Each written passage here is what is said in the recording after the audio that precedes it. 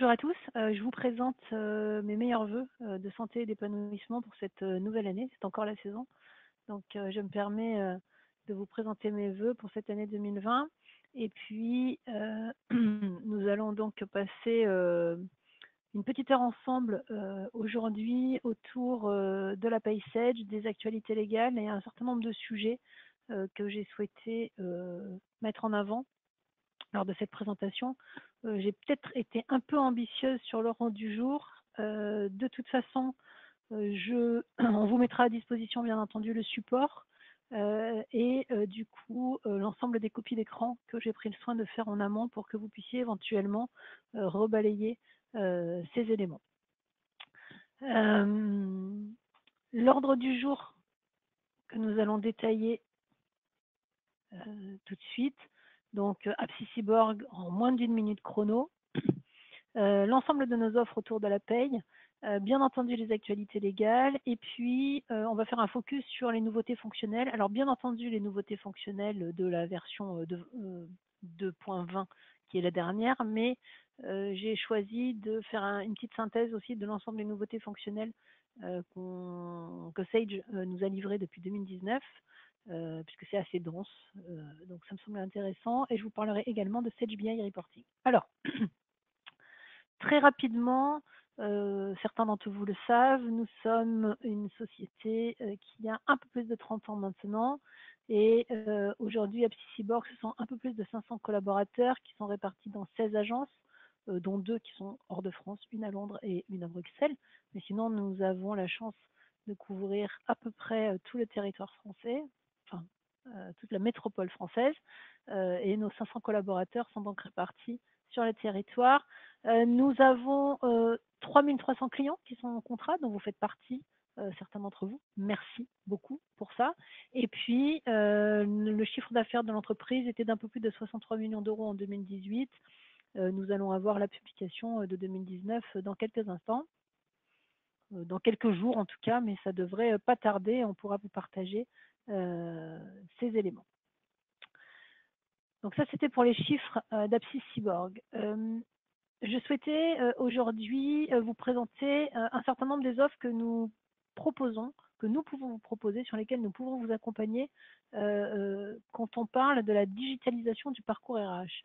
Aujourd'hui, effectivement, on a tendance en fait à parler de paye, bien entendu. La PaySage, c'est la solution qu'on vous propose pour l'établissement des bulletins, mais vous êtes certainement tous bien au fait de façon plus générale de tout ce qui tourne autour de la paye. Et aujourd'hui, il me semblait important de vous dire ou de vous rappeler que nous pouvons vous accompagner sur un grand nombre de solutions qui tournent autour de cette paye.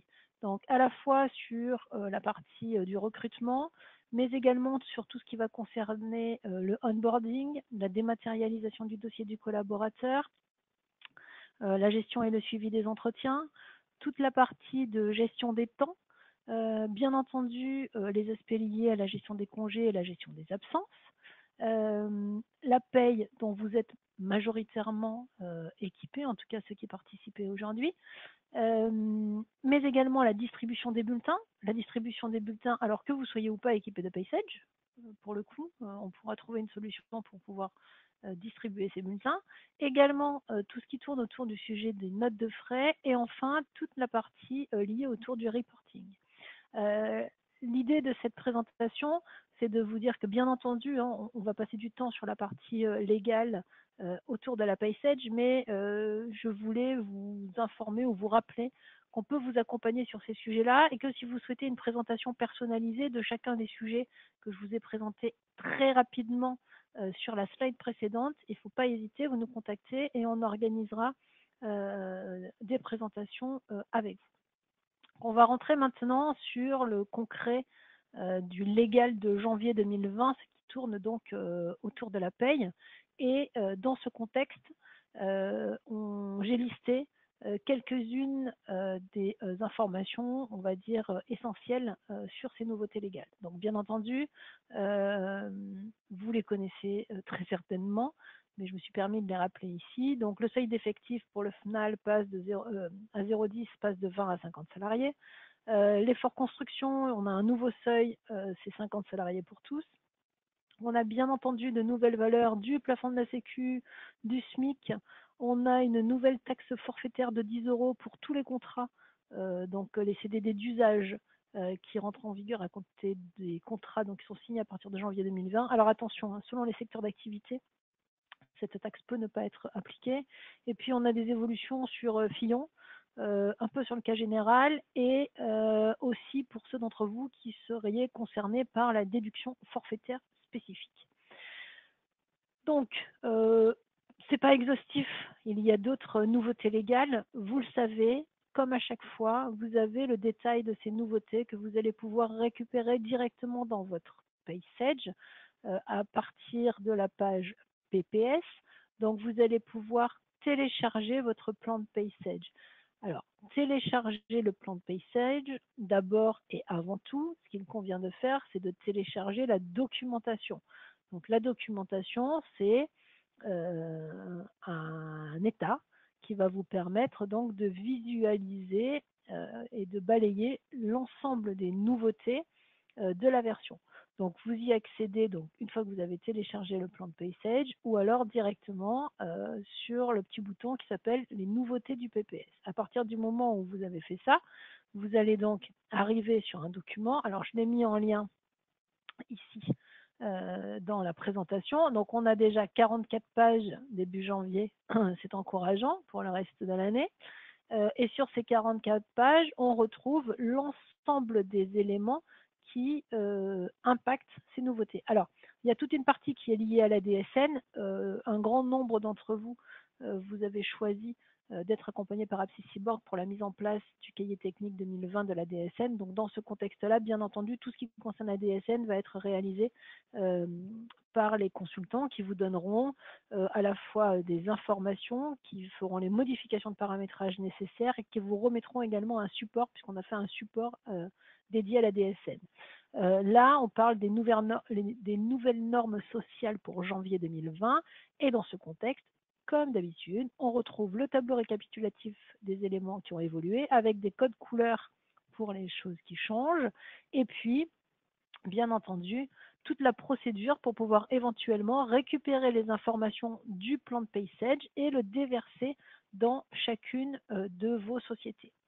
Aujourd'hui,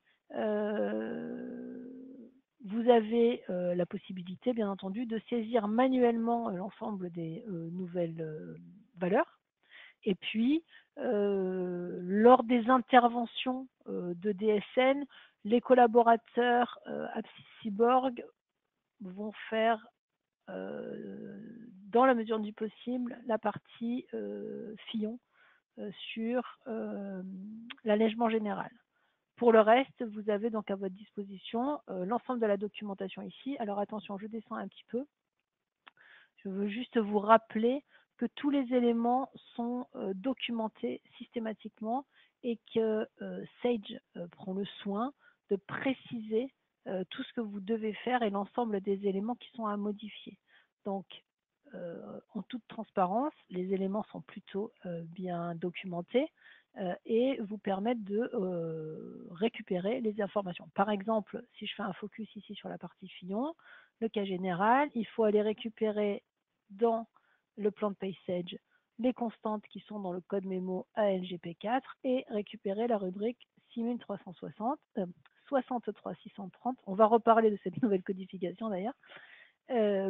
Et à partir de là, eh ben, une fois que vous aurez récupéré cette rubrique dans vos bulletins modèles, les calculs seront réactualisés.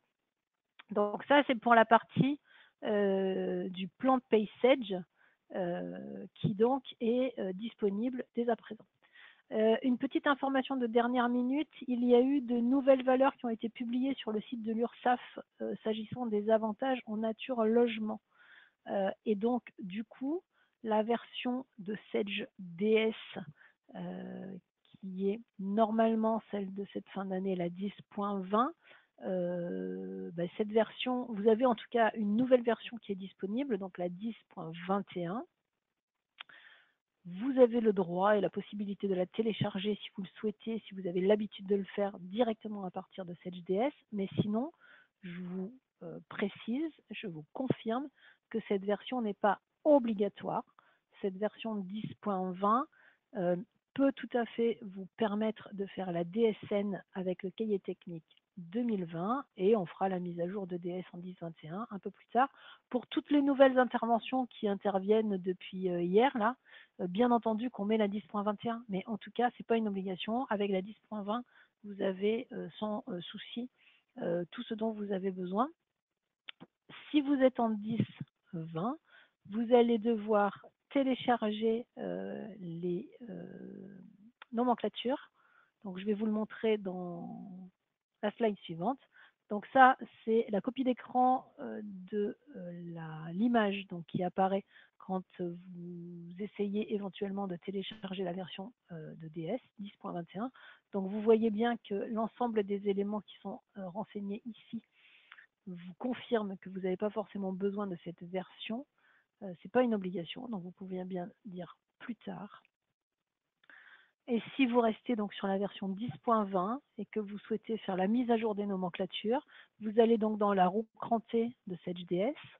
Vous allez ensuite dans la partie paramétrage des déclarations, dans la partie préférences. Vous cliquez sur le bouton mise à jour des nomenclatures et vous aurez un message. Les tables de nomenclature ont été mises à jour. Donc ça, c'est ce que vous devez faire si vous êtes concerné par la mise à jour des avantages en nature logement. Donc ça reste quand même assez peut-être des cas relativement particuliers. Donc voilà pour cette partie des nouveautés légales. On va passer maintenant un peu plus de temps sur la partie nouveautés fonctionnelles parce que c'est extrêmement dense et extrêmement riche cette année. Alors, on a eu déjà 3 versions de paye. La paye en V2 au mois de mai, la paye en 2.10 au mois de septembre et la 2.20 au mois de décembre. Donc on va détailler l'ensemble des fonctionnalités. Alors déjà, cette nouvelle version Sage 100 Cloud Pay et RH, c'est aussi l'occasion pour Sage de mettre à votre disposition un certain nombre de nouveaux outils. Donc on a une modernisation des outils et vous avez désormais accès directement au travers de l'URL que j'ai indiqué ci-dessous, donc SagePay PME Online Help Sage. Vous avez accès à l'ensemble des nouveautés très détaillées de chacune des versions. Vous avez également une feuille de route et une projection sur les nouveaux produits, les nouvelles fonctionnalités qui vont être livrées au fil du temps. Donc là, par exemple, on voit des informations sur ce sur quoi travaille Sage, par exemple, au mois de mai 2020, puisque ce sera la prochaine version. On aura une version en mai 2020 à l'intérieur de laquelle on aura des évolutions fonctionnelles importantes autour de tout ce qui concerne l'indemnisation maladie pour la gestion automatique des règles de maintien de salaire dans les bulletins lorsque les collaborateurs seront absents. Donc on est très attentif à la sortie de ces nouveautés et on ne manquera pas de vous en parler. On espère effectivement qu'on pourra vous proposer de belles choses sur ces sujets. Donc je disais, Sage 100 Cloud, c'est la modernisation des outils. Donc vous avez accès à l'ensemble de ces informations, pas besoin de créer de compte, de mot de passe, etc. Ces informations sont à votre disposition. Ensuite, vous avez aussi un Customer Voice. Donc ce Customer Voice, pareil, vous y avez accès. Vous y avez accès directement en cliquant sur le petit icône je suggère qui est disponible dans votre paye. Et à partir de là, vous allez pouvoir saisir des suggestions d'évolution qui sont importantes par rapport à l'utilisation que vous faites de la paye, par rapport à votre métier, par rapport peut-être à vos propres spécificités. Donc n'hésitez pas à le faire. Il est important de bien comprendre, et je vous confirme que Sage tient vraiment compte de ces remontées et qu'elles sont après bien entendu avoir été comment dire, arbitrées, qu'elles sont prises en compte en fonction du nombre de votes. Elles vont être prises en compte pour les évolutions fonctionnelles du produit. Donc typiquement, le fameux module maintien dont on parlait tout à l'heure, on va le retrouver dans la future version parce que nous avons été plutôt très nombreux à voter pour ce type d'évolution. Donc c'est important et vous allez voir tout à l'heure qu'il y a une des évolutions, enfin parmi les évolutions que je vous présente, certaines également ont été issues des remontées de Sage Customer Voice. Donc si on rentre dans le détail de ces nouveautés Sage Customer Voice et de la paye en général, on a déjà une nouvelle charte graphique. Donc ça, vous allez voir, pour ceux d'entre vous qui n'avaient pas encore découvert la 2.20, que l'ergonomie a un peu évolué depuis cette V2. On est sur des tons un peu plus bleutés, on est sur une ergonomie qui est assez douce et assez agréable. Au niveau des éditions, on a aussi un adoucissement des couleurs. On a un peu moins de fluo. Enfin, c'est un peu plus fondu que ce qu'on pouvait connaître auparavant. Les manuels électroniques ont disparu, mais vous les avez directement sur le centre d'aide en ligne. Vous avez l'intégralité de la documentation qui est accessible directement en ligne sur l'URL qui est indiquée ici. Et puis, vous avez désormais la possibilité d'éditer les bulletins clarifiés et les bulletins détaillés, à la fois au moment de l'édition des bulletins et aussi au moment du duplicata. C'est-à-dire que vous allez stocker, en tout cas, je m'exprime mal, vous allez stocker, si vous le souhaitez, le bulletin détaillé et le bulletin clarifié dans les fiches de vos collaborateurs. Ça, typiquement, c'est le fruit de remontée de Sage Customer Voice, puisque on est un certain nombre à penser que ce bulletin clarifié n'est pas forcément plus clair que celui qui s'appelle désormais détaillé. Et donc, nous avons été nombreux à demander de pouvoir à nouveau disposer de l'ancienne présentation. Donc, c'est chose faite. Depuis le mois de mai, vous aurez bien la possibilité d'avoir les deux éditions. Je vais vous le montrer dans un instant. On a aussi, depuis cette V2, donc, qui est sortie au mois de mai, la possibilité de pouvoir, sur les bulletins complémentaires, faire une affectation en masse et éventuellement une suppression automatique de la coche bulletin complémentaire dès le moment où on fait la clôture intermédiaire. Une fois que la clôture intermédiaire a été réalisée, on peut cocher ou décocher cette fameuse coche bulletin complémentaire. Pour ceux d'entre vous qui utilisez la fonction gestion multi-contrat, il est possible désormais d'éditer un récapitulatif des contrats et d'avoir l'édition d'un bulletin consolidé. Donc c'est une nouvelle fonctionnalité également qui a été livrée récemment. Pour les salariés qui sont en sommeil, on a désormais la possibilité de maintenir l'acquisition de l'ancienneté et éventuellement des congés payés. Donc ça, pareil, ça fait partie des remontées de Sage Customer Voice. Et puis il y a eu quelques optimisations techniques depuis la version 1.22, puisqu'on avait eu quelques lenteurs sur ces versions-là, et donc Sage a travaillé sur des évolutions de temps de traitement. S'agissant du prélèvement à la source, le calcul du type de taux prélèvement à la source est désormais renseigné si la date de validité et si l'identifiant CRM sont présents. Donc ça faisait partie des petites choses qui nous avaient embêtés. Désormais, lorsqu'on duplique la fiche d'un salarié, on va pouvoir récupérer les modalités d'exercice du travail, le TP, la périodicité de paiement, la quantité de travail mensuelle, la modalité d'activité, le barème. Donc pareil, ce sont des choses qui vont vous simplifier la vie quand vous êtes en création de salariés. Quelque chose qui est un peu plus anecdotique, mais qui a tout son sens. Le nom de jeune fille a été renommé en nom de famille. Il y a eu une réorganisation de la barre d'outils sur le bulletin calculé qui nous semble un peu plus opérationnel. Et puis sur les arrêts de travail, il y a un identifiant unique qui a été mis en place.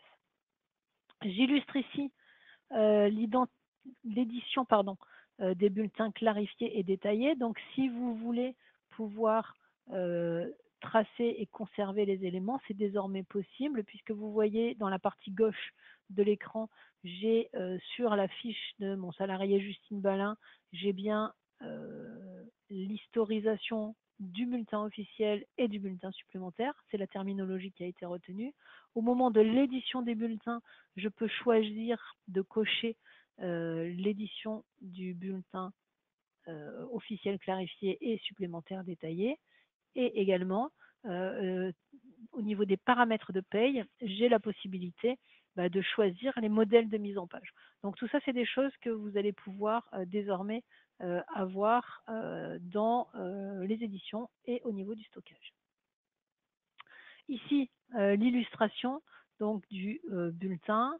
Donc effectivement, le bulletin de paye clarifié dans lequel on ne retrouve plus les numéros de rubrique et le numéro de paye détaillé, donc dans lequel on retrouve les numéros de rubrique. On va revenir encore une fois sur cette histoire de numéros de rubrique puisque on a eu des évolutions par rapport à ça. Justement, sur la version de septembre, on a une évolution de la codification des rubriques. Donc, la numérotation des rubriques passe désormais à 5 caractères. Donc, Sage a fait x10, donc on a rajouté un 0 dans la codification des rubriques. Donc, du coup, les rubriques que vous aviez l'habitude de manipuler, la 2100, la 6350, les rubriques sur lesquelles vous aviez peut-être un certain nombre de réflexes, eh ben, il va falloir un peu s'adapter puisqu'effectivement, il y a donc 5 caractères, donc c'est la 63 500 et plus la 6350. C'est anecdotique et en même temps, il y a 2-3 choses qui sont importantes par rapport à ça. Donc déjà, il y a une transformation automatique qui va se faire, une conversion automatique qui est opérée par Sage quand on va passer sur la version 2.10. Donc, ce qui signifie que, par exemple, tous les bulletins personnalisés que vous aviez, les GA, vont être convertis automatiquement.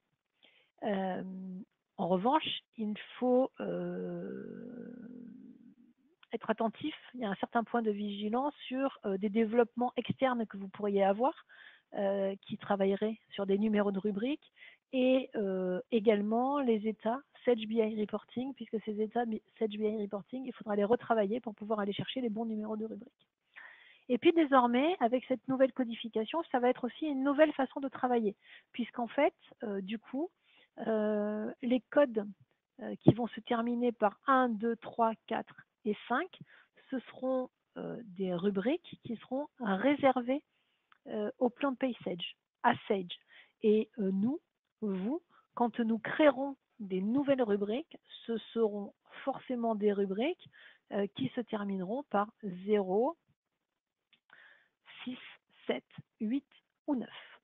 Donc, dans ce contexte-là, effectivement, ça va nous obliger à travailler un petit peu différemment, mais en même temps, ça va sécuriser les éléments et puis ça va nous permettre de bien distinguer ce qui relève des éléments personnalisés et ce qui relève des éléments du plan de paysage.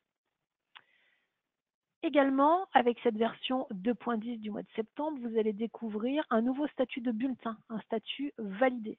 C'est-à-dire que vous aurez la possibilité, à partir du moment où vous aurez calculé un bulletin, de faire un clic droit, valider, et dans ce contexte-là, ce bulletin, vous ne pourrez plus le recalculer, vous pourrez plus le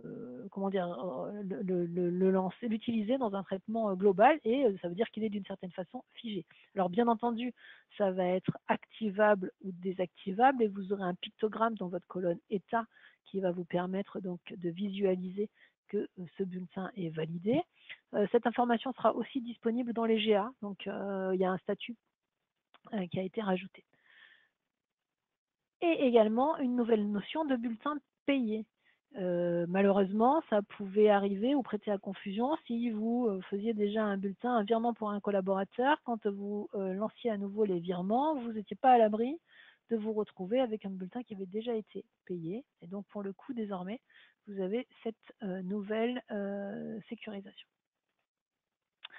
Toujours sur cette nouvelle version 2.10, on a eu à notre disposition, à cette occasion, en septembre, de nouveaux états de Sage BI Reporting pour tout ce qui concerne l'égalité femmes-hommes. Je tâcherai d'en parler un tout petit peu tout à l'heure. Et puis, en 2.10, c'est également un certain nombre d'évolutions fonctionnelles autour du passereau et la mise à disposition d'un nouveau signalement, le signalement d'amorçage qui concerne donc la DSN. Et en fait, c'est un nouveau message qui va permettre aux entreprises, c'est en remplacement de Topaz en fait, Ça va permettre aux entreprises de signaler l'arrivée du collaborateur, en tout cas pour les collaborateurs qui arrivent après l'envoi de la DSN. Et de fait, ça vous permettra de récupérer plus rapidement le taux réel du prélèvement à la source sans pour autant attendre la DSN suivante. Donc ça, c'est une évolution intéressante. Ici, l'illustration du statut validé. Donc, vous voyez, en fait, pour un bulletin qui est sur un statut validé, on a dans la colonne État une coche verte qui a été matérialisée. Donc, il suffit de faire un clic droit et bulletin validé. Maintenant, on va passer aux nouveautés de la version 2.20. Alors, sur cette version 2.20, il y a 3 grandes nouveautés, ou en tout cas, parmi les nouveautés, on en a sélectionné 3, et une tout particulièrement que je vais tâcher d'illustrer tout de suite, qui concerne la régularisation des cotisations. Jusqu'à présent, quand vous deviez, pour une raison ou pour une autre, faire une régularisation de cotisation, on n'avait pas beaucoup d'autres solutions que de créer manuellement des rubriques et potentiellement plusieurs rubriques pour pouvoir faire des régularisations. Si vous deviez faire des régularisations sur 3 mois, par exemple, on créait 3 rubriques différentes et chacune en allait rattacher à une périodicité. C'était un peu casse-pied, c'était pas très fluide et du coup, Sage nous livre sur cette version une nouvelle fonctionnalité qui est, il nous semble en tout cas, assez intéressante. Plus besoin de créer de nouvelles rubriques, vous allez voir que ça va se faire tout seul à partir du moment où on va utiliser cette fonctionnalité. Et on parlera un petit peu aussi des autres fonctionnalités, mais parlons d'abord de la régularisation des cotisations. Alors, il s'agit donc d'une nouvelle fonction qui va vous permettre de corriger les erreurs, on va mettre un S à erreur, je vous prie de m'excuser, dans les bulletins salariés et de déclarer ces corrections directement en DSN. Donc c'est bien un outil qui va permettre de faire les 2 manipulations, les régularisations et la déclaration dans la DSN. On va voir qu'il y a 2 modalités différentes, soit en mode différentiel, soit en mode annule et remplace. Donc, soit c'est une erreur de taux, on ne sait rien, il y avait 1,50, je vais le passer à 1,80, ben, je fais en différentiel et ça sera plus 0,30. Ou alors j'avais 1,50 et c'est 1,80 et je choisis de mettre 1,80. Donc, les 2 modalités sont possibles et c'est vous qui choisirez celle que vous souhaitez appliquer en fonction de l'erreur qu'il y a à corriger. Ce qui est intéressant aussi, je vous l'ai déjà dit, c'est que donc la gestion de la DSN se fait de façon automatique et la génération des blocs se fait toute seule. Et également, ce type de régularisation, on va pouvoir les faire, alors soit de façon ponctuelle pour un salarié, soit de façon plus globale sur une population. Et donc, on a dans le menu des préparations des payes la possibilité de faire des régularisations par population. Alors, j'ai fait les copies d'écran, comme ça vous pourrez revoir ces éléments. Donc en fait, quand je suis sur le bulletin d'un collaborateur, supposons par exemple que pour une quelconque raison, je n'ai pas mis à jour correctement le taux de prévoyance sur mon contrat. Par exemple, parce que je n'ai pas importé ma fiche POC.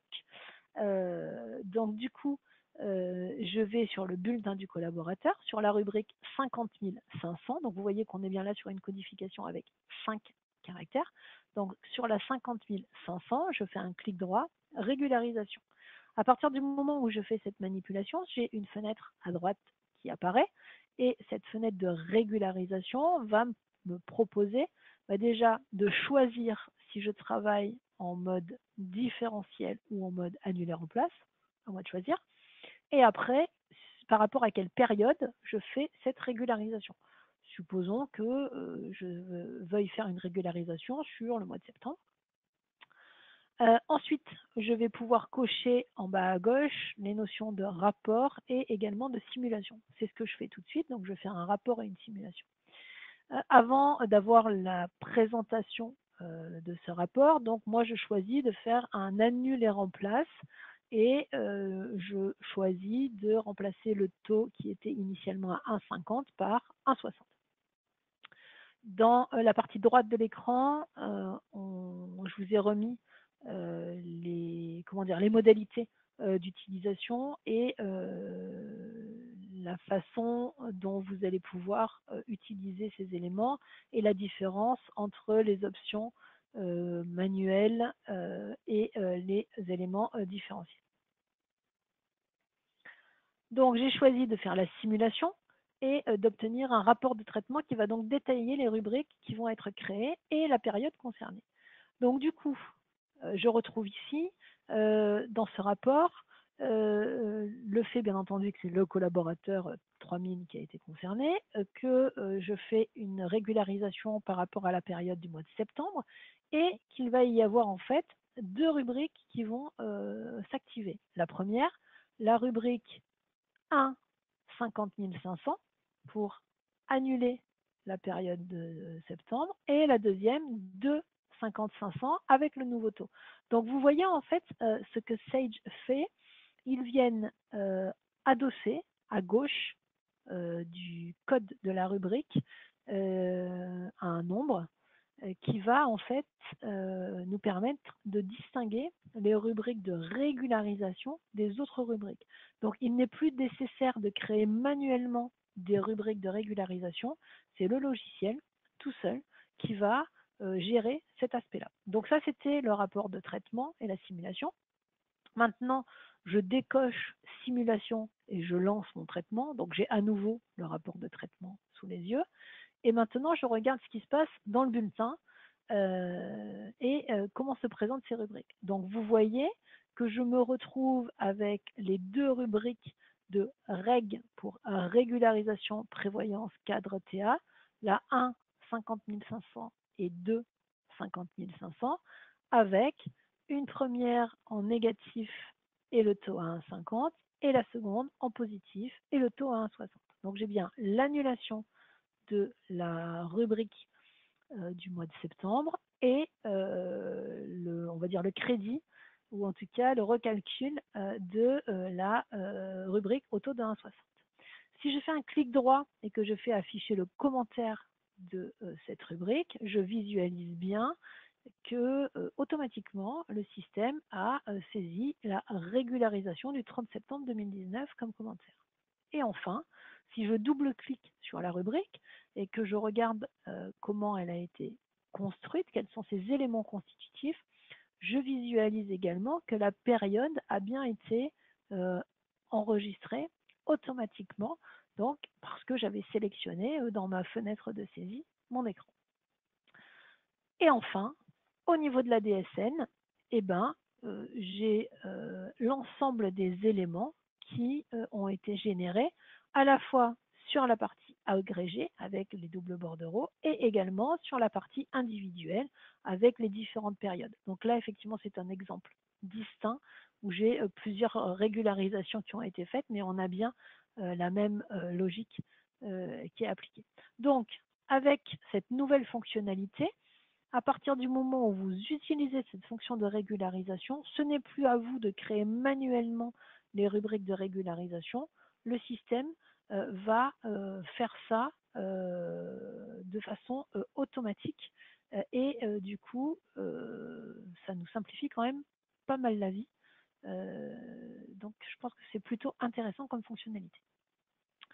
Également, parmi les nouveautés de cette version 2.20, il y a les bulletins de rappel.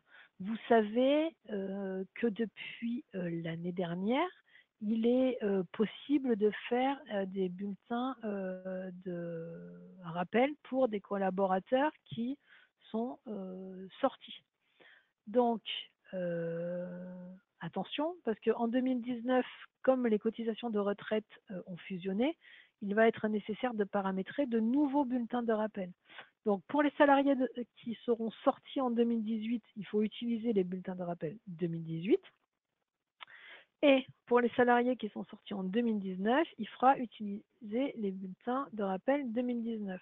Donc, attention à ça, c'est une petite subtilité sur cette fonction des bulletins de rappel sur laquelle vous pouvez travailler. Donc, et aujourd'hui, cette fonction de bulletin de rappel, je vous rappelle, c'est peut-être pas très heureux, qu'elle ne peut être réalisée que pour un collaborateur qui est sorti.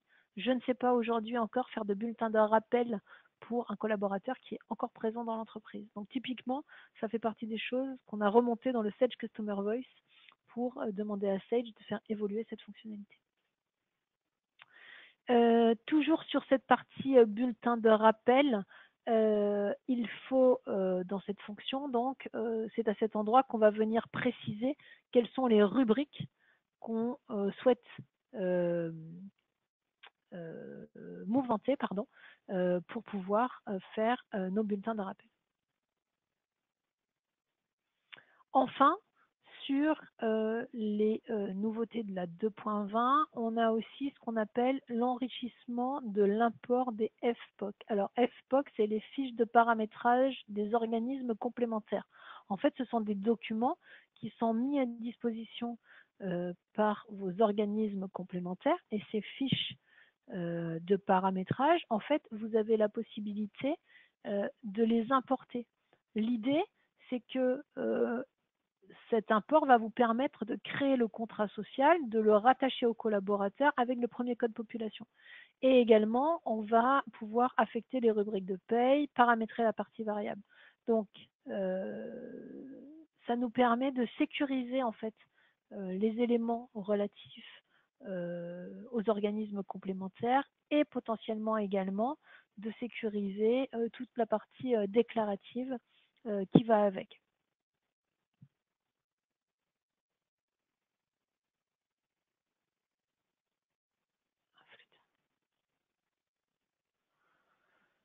Alors ça, c'était pour les nouveautés liées à la paye. Vous avez également un certain nombre de nouveautés qui ont été livrées sur le Sage DS. À chaque fois qu'on a une sortie de paye, en règle générale, on a toujours une version de Sage DS qui est livrée. Donc, sur la V2 de Sage DS, on a eu la possibilité de déclarer des tranches de cotisation prévoyance à zéro.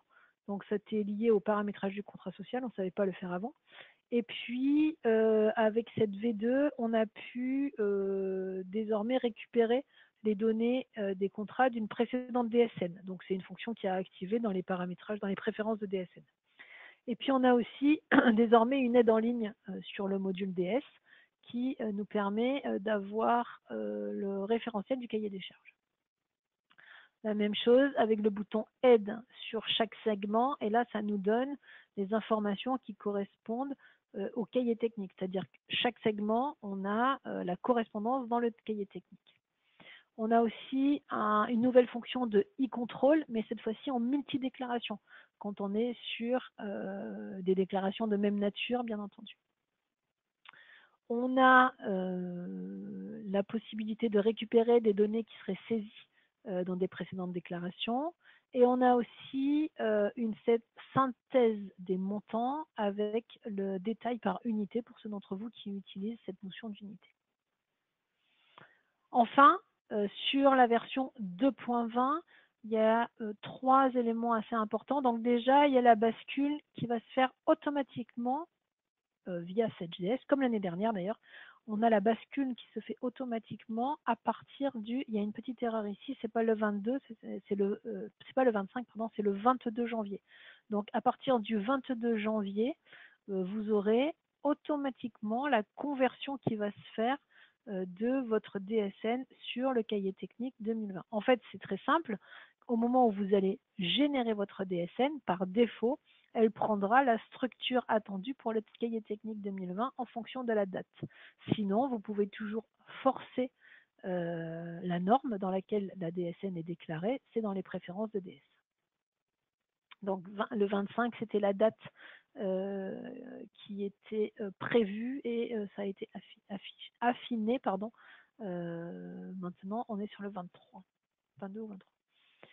Ah oui, ensuite, on a la partie CVAE. Je vous confirme que sur le cahier technique 2020, il n'est plus nécessaire de déclarer la CVAE. Mais là, c'est pareil, certainement que les consultants qui interviennent chez vous vous auront rappelé cet élément-là. En tout cas, la CVAE n'est plus à déclarer en DSN.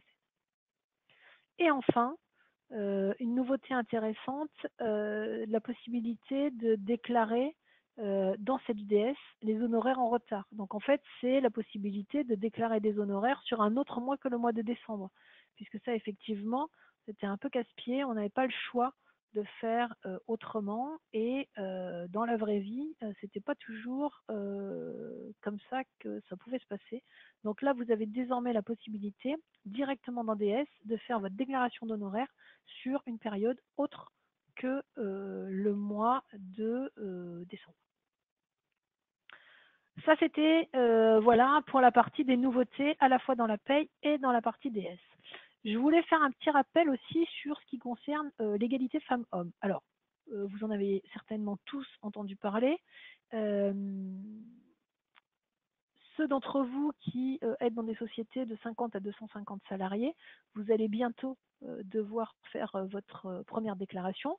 Et puis les autres, vous avez déjà fait une déclaration l'année dernière et potentiellement, il va falloir recommencer là au mois de mars. Donc, vous le savez, cette nouvelle loi égalité salariale femmes-hommes a eu une mise en application en mars 2019 pour les entreprises de plus de 1000 salariés, avec un décalage sur septembre 2019 pour les entreprises de plus de 250 salariés, et donc l'échéance est en mars 2020 pour les entreprises qui ont entre 50 et 250 salariés. Donc cette notion d'égalité salariale femmes-hommes, ça mesure un score sur 100 points et grâce à 5 indicateurs. Alors, ce n'est pas tout à fait vrai pour toutes les entreprises, puisque pour les entreprises de plus de 50 salariés, on n'a que 4 indicateurs en fait à calculer. L'idée en fait, c'est qu'il y ait une véritable transparence, puisqu'au 1er mars de chaque année, il va falloir publier les résultats sur Internet et les communiquer aux partenaires sociaux ainsi qu'à la direction du travail.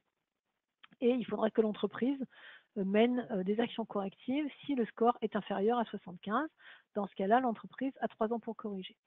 Et puis, bien entendu, on nous parle de sanctions, puisque si passer les 3 ans sans correction, il y aura potentiellement de possibles sanctions financières. Il faut aussi ne pas oublier que les publications ont un peu évolué et que justement le défaut de publication de ces informations peut également être soumis à sanctions financières. Donc il est vraiment important de faire ces déclarations. Donc maintenant, si je reviens sur les indicateurs, alors on ne va pas forcément rentrer dans le détail de ces indicateurs, mais en tout cas aujourd'hui, on a donc 5 indicateurs à calculer, 4 pour les entreprises de plus de 50 salariés. Donc en fait, on regroupe les indicateurs 2 et 3. Et donc, comment vous faites, quels sont les moyens qui sont à votre disposition pour pouvoir publier, enfin calculer et du coup après rendre accessibles ces éléments. Donc en fait aujourd'hui, si vous êtes équipé de la paye Sage et depuis la version 2, vous avez un certain nombre d'informations complémentaires qui ont été rajoutées dans la paye. Vous avez des éléments complémentaires qui ont été proposés au niveau de la saisie des bulletins pour pouvoir aller stocker un certain nombre d'éléments dont on a besoin sur cette partie égalité salariale. Et ensuite, pour pouvoir calculer ces indicateurs, vous allez avoir plusieurs options. Vous avez un classeur qui est fourni par l'administration fiscale, que vous retrouvez sur Internet. Et ce classeur, vous pouvez très bien le remplir manuellement avec l'ensemble des éléments que vous aurez extraits de votre paye. Ce n'est pas un problème. Ou alors, chez Apsis Cyborg, on vous propose 2 autres solutions. Soit vous avez MyReport, et MyReport fournit également un classeur Excel que vous allez pouvoir faire calculer et sur lequel donc vous retrouverez votre indice. Et puis vous avez la solution qui est proposée par Sage, qui est donc le classeur Excel Sage BI Reporting. L'intérêt de ces classeurs Excel, c'est que il y a peut-être un peu de travail à faire en amont, il y a peut-être quelques ajustements à faire, il faut que vous preniez en main ce nouvel outil, mais une fois que vous aurez réalisé ces manipulations-là, le classeur va se mettre à jour au fil de l'eau, au fur et à mesure que vous allez établir les bulletins. Alors que si vous utilisez le classeur qui est fourni par l'administration fiscale, ça peut très bien fonctionner, mais c'est à vous de faire vos calculs en amont avant de venir saisir manuellement les données dans le classeur. De toute façon, dans les 3 cas, effectivement, à vous après de venir publier ces indicateurs et de le communiquer aux différentes instances. Donc si je clique sur la partie du classeur Excel de Sage BI Reporting,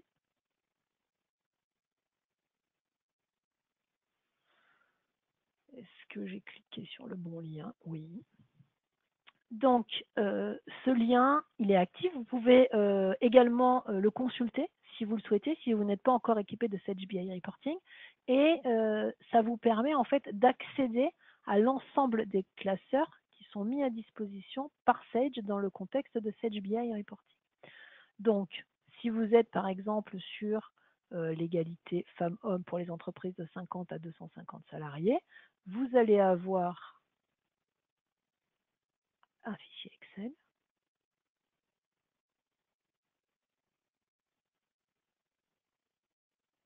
qui va s'ouvrir. J'espère que vous voyez d'ailleurs. Oui, c'est bon. Et donc en fait, ce classeur Excel, il va falloir qu'on fasse quelques manipulations pour pouvoir récupérer les rubriques. Donc la période sur laquelle vous travaillez, bien entendu, et les rubriques que vous utilisez vous dans le contexte qui est le vôtre. Est-ce que c'est la rubrique 2010? Est-ce que c'est pas la rubrique 2010? Vous voyez, on a ici l'ensemble des éléments. On a une petite documentation qui est fournie. On a des informations qui concernent la composition du salaire, par exemple, pour le calcul de l'ETP. On a un certain nombre d'éléments qu'il va falloir renseigner par rapport aux spécificités qui sont les vôtres. Une fois qu'on a fait ça, on va avoir le classeur qui va se calculer automatiquement puisque en fait on est en lecture directe des données de la paye. Donc tous ces éléments-là n'ont pas à être saisis puisqu'en fait c'est l'outil qui va aller les chercher dans la paye. Et justement, donc ça c'est l'illustration de la partie égalité femmes-hommes. Mais si je reviens sur mon outil Sage BI Reporting, j'ai mis un peu la charrette avant les bœufs. Cet outil Sage BI Reporting, en fait, c'est donc une solution de reporting dans Excel qui va venir se connecter alors en temps réel pour les sources de gestion comme la gestion commerciale, la compta, les IMO, la trésor, la gestion de prod et également FRP 1000 avec un mode de réplication pour la paye parce qu'en fait en paye on va travailler sur les données historisées. C'est un outil qui va être assez simple d'utilisation puisqu'en fait, vous l'avez aperçu, c'est un classeur Excel. Donc, on va se connecter aux données de la paye et on va ensuite rafraîchir la bibliothèque de classeurs que Sage nous met à disposition. Donc, cette bibliothèque de classeurs, c'est ce qu'on appelle aussi de nombreux états préexistants que vous allez pouvoir utiliser tel quel. Et bien entendu, vous allez pouvoir en créer autant que vous le souhaitez. Donc, le principe en fait de l'outil, c'est que vous avez Excel. Vous avez Excel qui va se connecter aux données.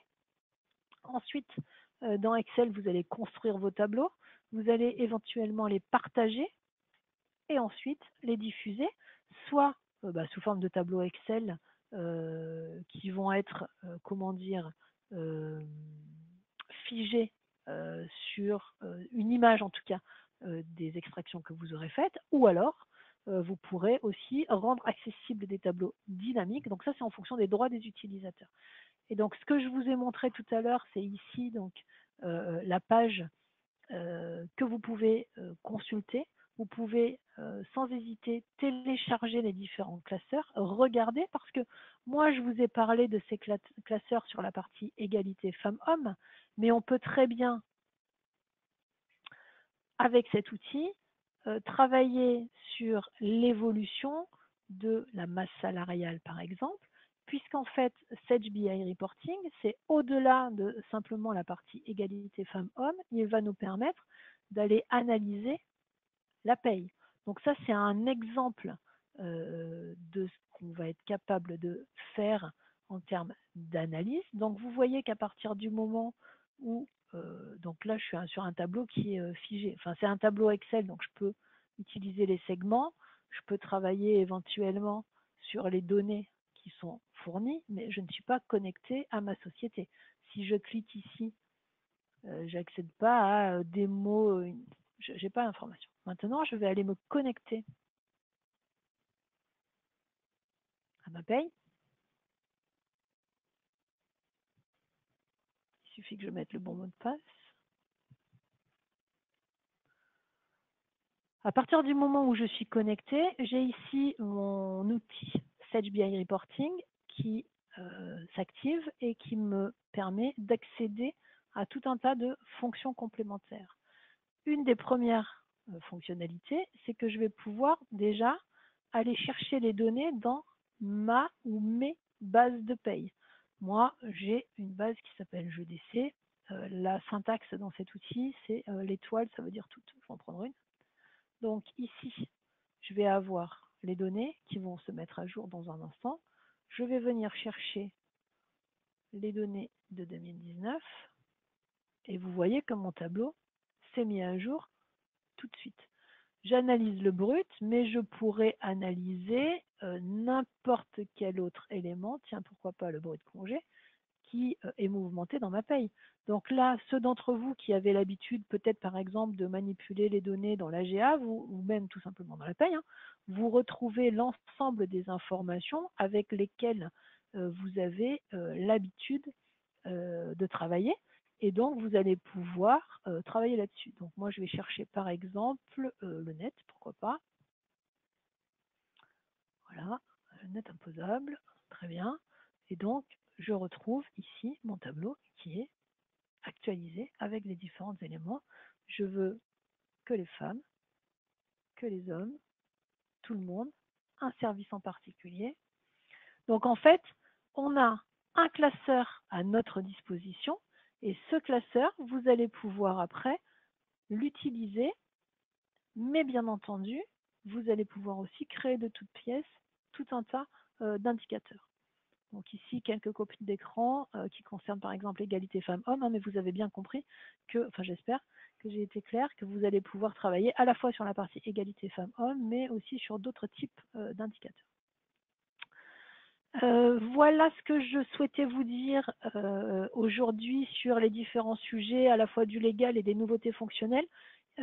Avant de vous laisser la parole et d'échanger autour des questions, je souhaitais vous rappeler ou vous informer des prochaines présentations qui auront lieu ces jours-ci. Donc on a jeudi une présentation sur Sage états comptables et fiscaux.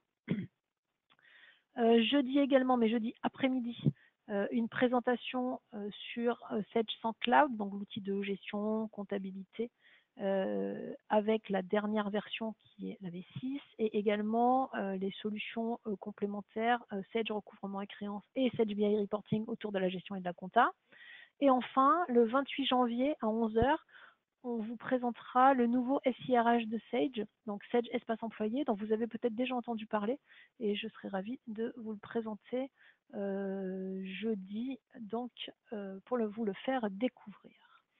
Donc je vous remercie pour votre écoute et je vous propose dans un instant de passer à la session de questions-réponses.